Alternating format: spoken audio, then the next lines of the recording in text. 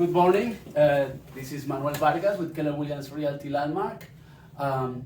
We are here with real estate attorney Chris Psomopoulos in beautiful Astoria, Queens. And today we're going to talk about real estate contracts. Let's call it real estate contracts 101. So very basic real estate contract information for you buyers, first-time home buyers, and maybe new agents out there. Good morning, Chris. How are you? Good morning, Manuel. Thank you for inviting me to this today. I'm looking forward to going through the questions and answering them as best as I can. Perfect. Chris, tell us a little bit about yourself, your expertise, your area of practices, what you do. Okay. I'm a local attorney in Queens. I focus primarily on real estate, residential, commercial transactions, as well as banking law. And that's what we do here. And you are in Astoria, right? Yes, I'm in Astoria. We're on 31st and Steinway Street. We've been here for 2 years at this location, and we love it here. A little bit of good advertising. If people want to find you on the internet, where do they go? They can look at our website. It's www.thecplawoffice.com. Thecplawoffice.com. Yes. Like Chris Psomopoulos, Yes. thecplawoffice.com. Great. Exactly. Okay, very good. So let's get right into it. Can you tell us a little bit about when a real estate contract is valid, what you need for it to be valid, and about the monies needed, the contract deposit, the contract down payment. How does that work? So let's start with your part, right? You have a seller, you have a buyer. If you're working with the buyer, the first thing the buyer is going to do is get a pre-approval letter, and then they're going to go house shopping. Mm-hmm. Then the buyer is going to make some offers on properties, and if an offer gets accepted, now we're going to take it to the next step. Ultimately, I advise people to get the attorney involved from the very beginning before they sign any documentation, including offer documents. Mm-hmm. But once the attorney steps in, what's going to happen is, and there's an agreement, the seller's attorney is going to draft contracts and send it to the purchaser's attorney. The purchaser's attorney is going to go ahead and review. They're going to negotiate some contract terms back and forth, to say the least. And then what's going to happen is the purchaser will sign first, send the contracts along with the contract deposit back, and then the seller will sign. At that point, once the contracts are duly executed and the contract deposit clears, then you have an enforceable contract. You are in contract officially. It's a fully executed Officially. contract with money that change hands, basically. Money that to change put it in hands. very plain terms. So let me ask you a couple of questions about that, because I want people to have the basic concept. This contract deposit, this money that the buyer gives, in what form can they give this money, and what amount is customarily given? It's a great question. So I get asked that question a lot by my purchaser clients, and it can be given in any form. It doesn't have to be certified funds. Some people prefer to send a wire to the seller's attorney's IOLA account. Some people will send the certified funds, and other people will send a personal check. The only caveat with the personal check is you have to make sure that the check clears, because if it doesn't, the contract is now void. Now, is it correct? This is a real estate comment. I'm not attorney, but I have experience. Is it correct to say that the customary contract deposit is 10% of the price of the home, and that maybe when people negotiate that to be less or to be more, it has to do with the heat in the market, with the supply and demand of homes? Can you comment on that? Customarily, it is 10%. I see it negotiated for less for whatever reason. Certain times, sometimes the buyers just don't feel comfortable with the large sum of money going forward. And other times they just feel comfortable putting up as less money at contract as possible because they feel it limits their risk. A lot of times if the market's hot and there's multiple offers, the seller's attorney will be adamant about the 10% at contract. So it really depends on the parties and what's negotiated in terms of the deal. We went right into the next point that we were going to talk about. So let me, to complete that section about the deposits. Where is this? You mentioned IOLA account, which is a pretty technical term, but what does it mean when the money is given to the seller's attorney? Where does the money go, and what happened to it when the deal goes through or doesn't go through? Exactly. So that's a very good question. When the buyer sends a check to the seller's attorney, it doesn't go to his operating account and it doesn't go to the seller. It gets held in an attorney escrow account, and then the buyer will get credit for that amount at the time of closing. Correct. So it's a big difference. It's not money that's given to the seller that he can go on vacation with or anything like that. It's money that's held in an escrow account in anticipation of closing. So the money is not given to the seller, it's just held by the seller's attorney. Exactly. And when the deal goes through, the money will be given to the seller at the closing. At the closing, yes. Got you. So it's less money essentially that the buyer will have to bring to closing. Mm-hmm. Very good. So the next point I wanted to talk about, because I think it's also a very basic part of contracts, but it's also a source of sometimes confusion. What personal property is included with the sale of a property typically? It's not included. How do you include it? How do you exclude it? And also I would like you to touch on the things that have to be included because they are part of the property, attached to the property. So a little bit about that, please. So anything that's affixed to the property is considered a fixture, and all fixtures technically come with the property. Personal property is things such as furniture, things that are not attached to the property that can be easily moved. Mm-hmm. And that's a very basic and general definition of the difference between a fixture and personal property and what stays. Normally with the sale of the real property, you get all the fixtures like the stove, the refrigerator, all those are included with the property, the boiler, the mechanicals, anything that's permanently attached to the property that cannot easily be moved. Some situations that come up are, things with chandeliers that are fixtures, but the seller does not want to leave behind. And that's something that can be negotiated in the contract as long as it's done before both parties sign, because you don't want a miscommunication where the buyer thinks the beautiful chandelier is staying, and then when he does the walkthrough 24 to 48 hours before closing, that chandelier that he was expecting to see when he walked into the house is now replaced by something that he's not happy with, and then it causes bad blood. So even though the chandelier would be considered a fixture, you can negotiate in the contract as long as you do it properly that it will not be staying and that it will be replaced, and you should say what it will be replaced with. And those are what they call exclusions, right? You could Exclusion. Exactly. Correct. So basically, if there is a fixture, something that is rather permanently attached to the house, right, that you don't want to be transferred with the house that you want to keep, then you have to exclude it in the contract. Exactly. If you don't exclude it in the contract, then the assumption is that that is staying, and then your beautiful chandelier, like you said, that you are emotionally attached to because your grandma gave it to you, then it becomes a source of problems. Exactly. But you and I, we don't let that happen because we anticipate those problems, right? Of course. That's why you have an advantage when you use a little bit of advertising here. Absolutely. Okay. Now I know the next point here is a little bit tricky and has a lot of implications, but I want to keep it a little basic because we have people that are new to the business and people that are just thinking about doing something, and because that's what we have lawyers for. So I don't want them to be trained as lawyers. I just want you to talk a little bit about the mortgage contingency. It's a hot topic nowadays, and it causes a lot of confusion because it's a little complicated.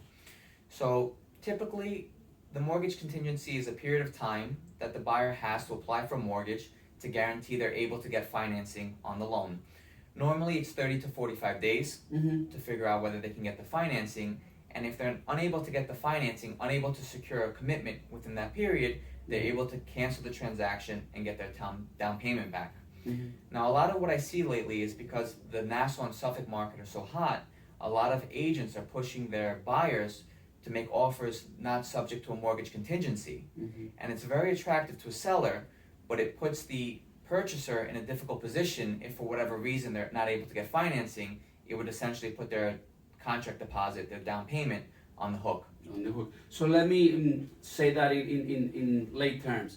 So basically, the mortgage contingency means that the deal is subject to the buyer getting a mortgage. The contingency is getting the mortgage, right? Exactly. Okay. So basically, if the people get approved for the mortgage, then that contingency is met, then we can go to closing. The bank is lending the money, right? Exactly. That's very basic. And the mortgage contingency also has specific terms. So to go back to your point, it's not that the buyer is going to get approved for any mortgage, like a hard money loan, where if an investor comes or the seller says, well, I have this guy that'll give you a 10% interest rate for 2 years and then you have to repay the loan, the mortgage contingency will actually have specific terms, prevailing rate of interest, no less than a 15 or 30-year mortgage that the buyer and the seller agree to ahead of time.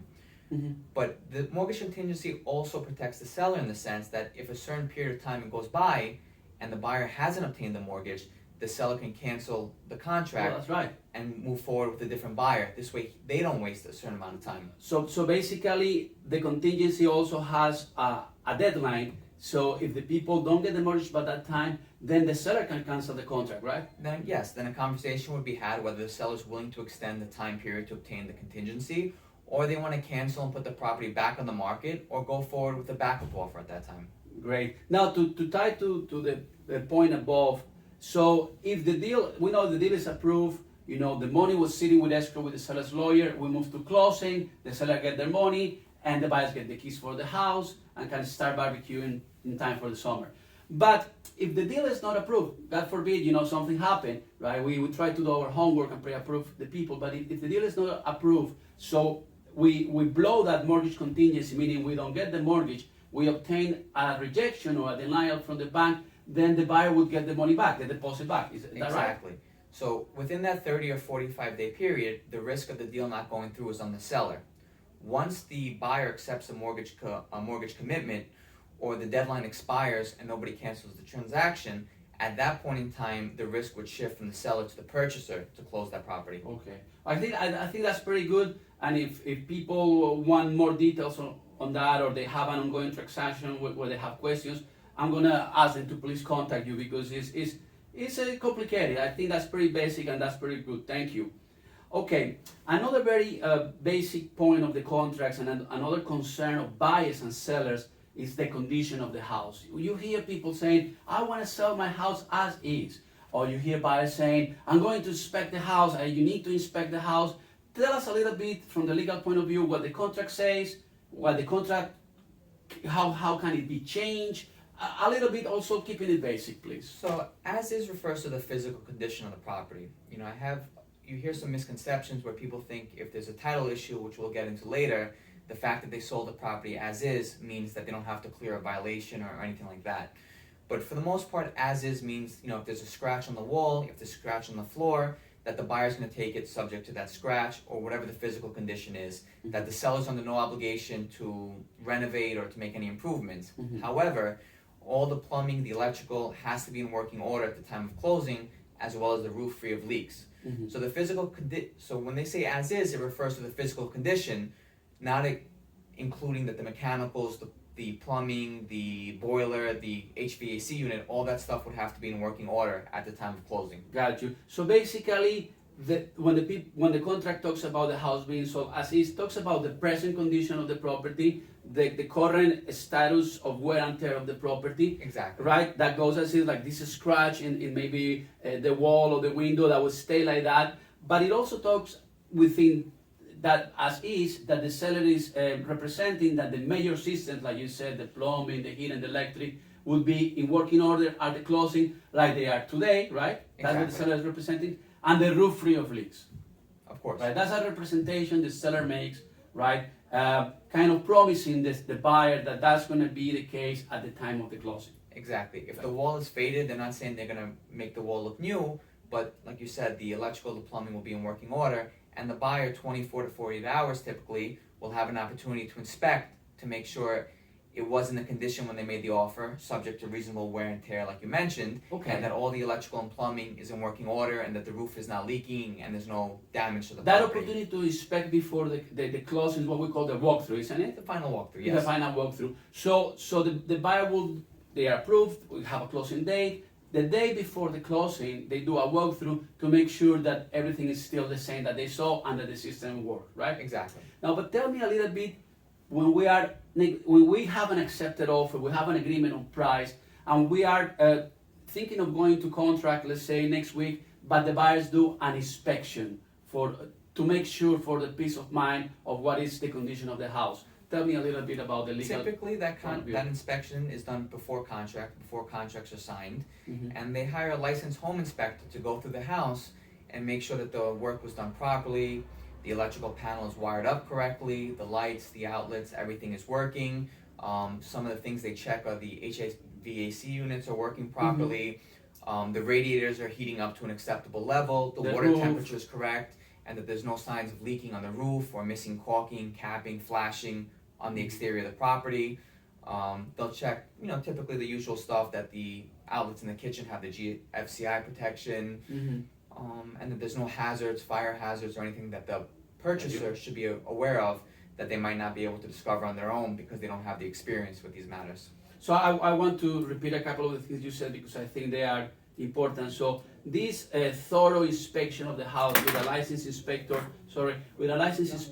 is done before the contract, and it's for the buyer to learn about what is the condition of the property. That's one inspection. Then the other inspection that is not done with a home inspector, that's done by the buyer before the closing, is the walkthrough. So I just want to make sure people understand the difference. It's an important distinction. Right. You know, one is whether you're going to go through with the purchase, and the other is making sure that the agreement you made is being honored at the time of That closing. the warranties and the systems are working.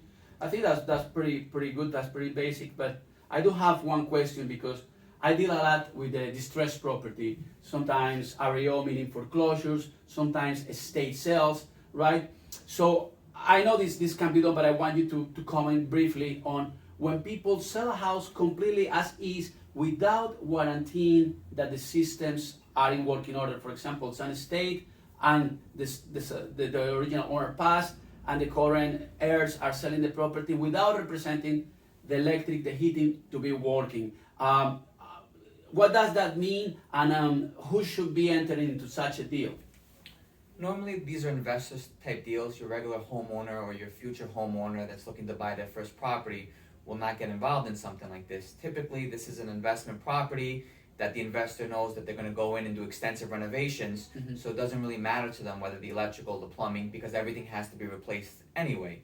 So you see that a lot with foreclosures, like you said, estates, but it's usually situations where the purchaser is getting the benefit of a reduced price or a pricing accommodation to accept it subject to these terms. What they call like a handyman special type Handyman of deal, for example. Exactly. So basically, you have a house that is selling for less because it needs a lot of work, right? You have a seller that says, look, I'm reducing the price of the house. I'm not going to repair anything. I cannot tell you if there are leaks or if the boiler works. And then you have a buyer, right, that says, I'm comfortable with that, whether I'm getting a mortgage or buying all cash, or maybe it's a first-time home buyer, but they have experience with construction. They are willing to accept the house completely as it is, no matter the condition, right? Exactly. Okay, so this can be done. The seller's passing the responsibility of these things to the buyer, who's willing to accept it because he feels he's getting a better price or a deal on the property. Right. And the other thing I'd like to talk about is, when you're doing the final walkthrough and the home inspection, a lot of times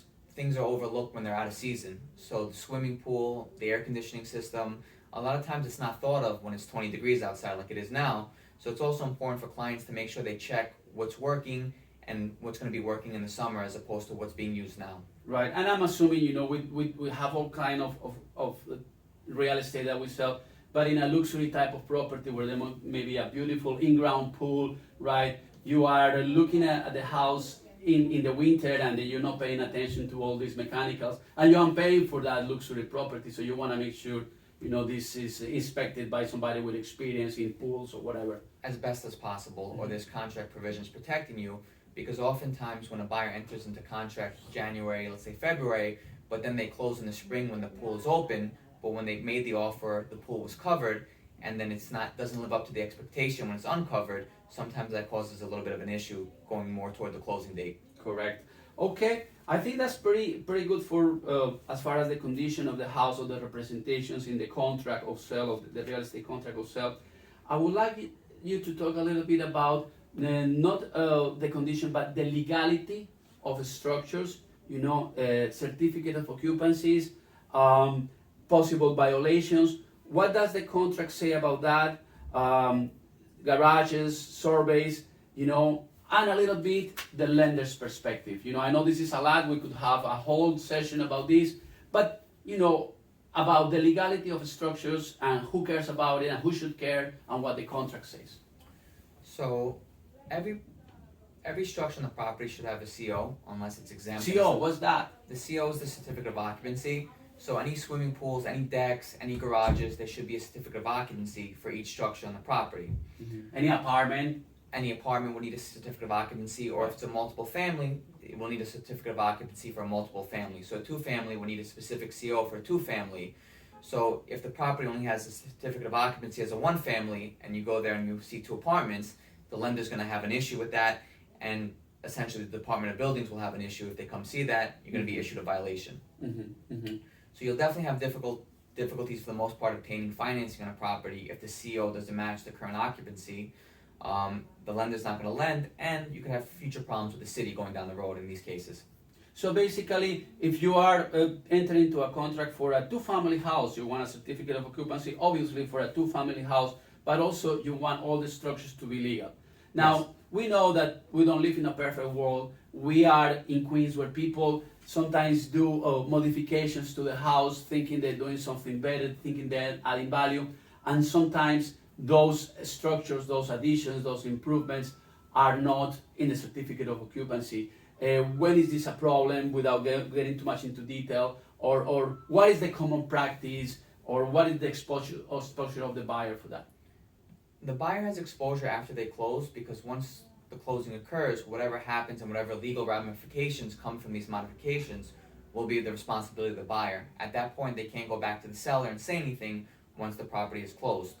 But going forward on that topic, the legal ramifications are basically you're going to get a violation. The Department of Buildings will actually have you legalize the structure, and if it's not able to be legalized, you would have to remove it and pay with that whatever fines, architecture fees, and contracting fees that are associated to remedy the situation. This could happen. This could happen, yes. So to talk about a typical example I see all the time, in a one-family house, the seller did a beautiful deck/terrace in the back, and it's great for entertaining, but he didn't do it with a permit. So we now enter into a contract, and while the lawyer is checking the legality of the structures via the COO, or sometimes via the survey, you realize the structure is not legal, right? Then the buyer should pay attention to that, and then something has to be done, right? Either this is legalized before the closing, or if the buyer and the lender want to take this structure illegally, then you work out some kind of credit. Is that what we do? Oftentimes you can work out a credit. You can give the seller the opportunity to legalize it before closing, or the buyer will say, I'll take the job on, but I want to be compensated for the risk and the work that needs to be done, and they'll close with a credit for whatever it is the issue is. So basically the buyer is not obligated to take illegal structures. No, they're not. And the bank might be willing to close, but they might want an escrow held back to ensure that it's legalized after the closing. Correct. And this applies also for violations. For violations as well. That are already on record. Okay, I know we said we went a little bit in detail, but that's good because that's real life. But we said we want to keep it basic. So let's go to the next point to talk about the title. Clear title. You hear all the time when you buy a property, you should get clear title. Talk a little bit about this title clearance, possible issues with the title clearance, liens that are on the property, and the title, the role of the title company, and the concept of title insurance. Okay, it's a good question. So the purchaser's attorney orders title insurance when the contract is executed, and what the title insurance does and what the title company does is basically ensure that the seller is the legal seller. They have the ability to sell the property to the purchaser, and that the purchaser is getting title free of any encumbrances, liens, judgments, anything that the seller did during their ownership that would affect the property, the title to the property. So that, in short form, that's basically what the role of the title company and the title insurance policy is. It's just to make sure that the purchaser is getting the property free and clear of anything that was affecting the seller, and that the seller has the legal authority to sell the property to the purchaser. Good. So basically the title company is doing all that diligence to make sure that whatever the seller owes, whatever judgments, mortgages that they have are paid, are taken care of, and Mr. Buyer, Mrs. Buyer gets this property free of any encumbrances, like you said, right? And the title company will issue an insurance policy kind of guaranteeing that. Exactly. So if 2 years down the road someone comes forward and says, I have a lien against this property, or I'm the rightful owner, the title company would basically step in and protect the homeowner from all these claims and liabilities. That's the title insurance. Very good. I think that's pretty good as far as clear title. I want you to touch a little bit on the deadlines, because I see that in the contracts there is always dates. The contract date, the time to get the commitment, the time to do a termite inspection sometimes, and the closing date. How important are these dates, and what do these dates mean in the contracts? So the first day we discussed already was the time period to secure a mortgage commitment. Mm-hmm. So typically that's the first hurdle, which is the 30 to 45 day period. Mm-hmm. But going back, I misspoke for a second, is the termite inspection. A lot of contracts will have a provision that gives the purchaser an ability to conduct a termite inspection from 10 days from the contract signing. So this is done after The contract is signed. A lot of home inspectors from what I see now are doing the termite inspection at the same time they're doing the home inspection. Right. But a lot of contracts afford the buyer the ability to have maybe a licensed exterminator come in and do a specific termite inspection 10 days from when contract is signed. Good. Let me explain that so people don't get confused. So basically, we talked before about the condition of the house and the general home inspection that is done before the contracts are signed for everything, for the boiler, for the roof. But in addition to that, people usually have a clause in the contract where after the contract, for the first 10 days, they have the right to do a separate termite inspection if they haven't done it in the first inspection. Is that right? Exactly. Very good. What other dates are important in the contract? Well, to circle back, then the next important date is the mortgage contingency clause, and you have 30 to 45 days to secure a mortgage commitment, and the buyer has that time frame to decide if they're going to get the financing they need to go forward with the transaction. Mm-hmm. And from that point on, the next date is the closing date, the on or about date. So usually it'll give you a date as a guideline. Some contracts say on or about 60 days or 45 days from when the purchaser receives the fully executed contract back, or some contracts will have a specific date, like Right. March 2nd, March 5th, whatever the case may be. But that doesn't mean that the closing is going to occur on that date. That date is used as a guideline. On or about. An on or about date. Okay, and that I don't want to get into the legalities and interpretation because I know there is some different school of thoughts between attorneys, but that on or about date, it usually means that it could be 30 days before, 30 days after, if everybody agrees. Exactly. As long Okay. as everyone's in agreement, it's not a hard set deadline. It depends on when the purchaser gets the financing, when the seller's ready to move, able to vacate the property. So it really requires communication and to determine when the right time will be. I have another question because I used to work with an attorney that's now retired, Mr. Fiallo, and he was very particular and very concerned about the date in the contract because he said, look, people sign the contract, sometimes they forget to put the date in the contract, and that date rules all the other deadlines in the contract. Is that right? Exactly. That's very important to make sure you put the date in the contract. Right. He always give me a hard time because we get a copy of the contract for our real estate offices, and he would say that contract doesn't have a date, or then everything is screwed up, and I would go like, oh my God, now we have to date it, or we have to call the lawyers to date it, and so that's important. You want to limit the things that could cause an issue. So, for instance, the mortgage contingency is 30 to 45 days from an executed contract. Mm-hmm. But if the contract doesn't have a date, it becomes subject to interpretation of when the date of the contract would be. And that's what I think. I'm not trying to say people should go one way or the other, but I think that's what is important, that when people transact in real estate, they use a real estate attorney, somebody specialized in real estate, not somebody that does criminal law, immigration law, right? Because then they are familiar with all these little details, right? Exactly. Mm-hmm. Someone experienced in real estate, even on both sides, if there's two real estate attorneys, the transaction tends to move a little smoother. They communicate in the same language. Mm-hmm. They tend to not over-lawyer the transaction and cause unnecessary issues. So it's very important to use a real What do you estate mean they attorney. communicate in the same language? They basically know what the terms on the contract mean, and they're not looking to add Feel things comfort though. that are unnecessary or cause unnecessary problems with the Make contract. a bigger deal of something that is not. Exactly, and Right. you tend to see that with attorneys who are not familiar with real estate. Then they get a little bit more, concerned about things that they shouldn't be concerned. Exactly. The Mhm. transaction could go more adversarial, where the real estate transaction is supposed to be everyone working together as a team on the same page to accomplish a common goal, Mhm. not trying to combat each other to one up the other party.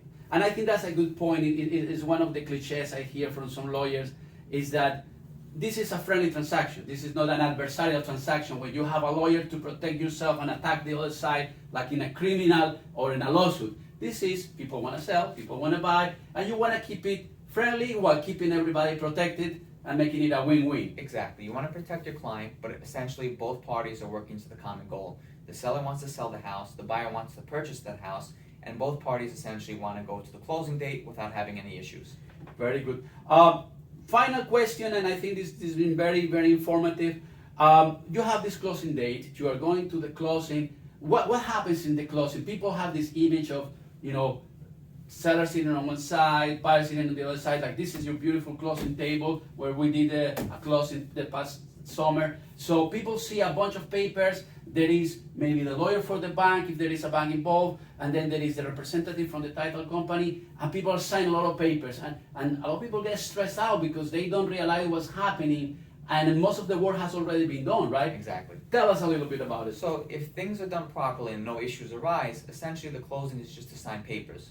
The purchaser is going to sign all their mortgage documents, the seller and the purchaser are going to sign the transfer documents, and the seller will sign the deed over to the purchaser and give him the keys, and the purchaser will give the seller the money that's owed at the time of closing. So there should be nothing else going on at the time of closing except this, unless obviously unforeseen issues arise or problems have occurred. But essentially that's what we aim for, just to have a smooth closing where just documents are being signed and funds are being exchanged along with keys. So when there are issues or things unexpected, we work them out, right? We make the deal happen. Make it happen. We work everything out, we see what we can do, and again, our job is to make sure the deal closes with everyone being protected, not to cause unnecessary issues or show the other party who's smarter, who knows more, and trying to one-up them. Now, I want to thank you very much for this opportunity and for all your explanations, but I'm going to put you on the spot, right? As a real estate attorney, for a broker that is hustling in the streets and making deals happen, for a buyer that is busy, would you give your cell phone number to a broker or to a buyer? I always give my cell phone number out. I think on the transaction, communication is very important, and your clients and the brokers have to be in open communication with you. And like I said, it's a team effort, not only with the seller side, but also with the brokers, the title companies, the bank attorneys. Everyone has to work together. So you give out your cell phone? I do give out my cell phone. What is your number?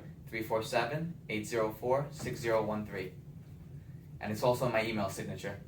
Okay. And you pick up the phone? I will always pick up the phone. Guys, that to me is basic. When you get an attorney or you get a mortgage person or you get a real estate broker, you want this broker to be reachable. You want this attorney to be reachable for your questions. As silly as the questions you think may be, because there is no silly questions, but you want your concerns to be answered and you want a prompt response. And that's why, we are talking to Chris, because we live in a world where sometimes people get too busy to answer emails, too busy to answer phone calls. They hide it, behind a secretary and assistant, and it's harder to talk to them than talking to the king of Spain, right? So we want people to be reachable, and Chris he's very approachable, he's very down to earth, right? I made him come on a Saturday, right? That's why he doesn't have a tie today. He doesn't usually wear a tie. But the tie is not the point, it's the experience, the dedication, and the feedback that you get. So that's great. Thank you very much. We'll do more of this. Excellent. Thanks a lot. Thank you, Manuel.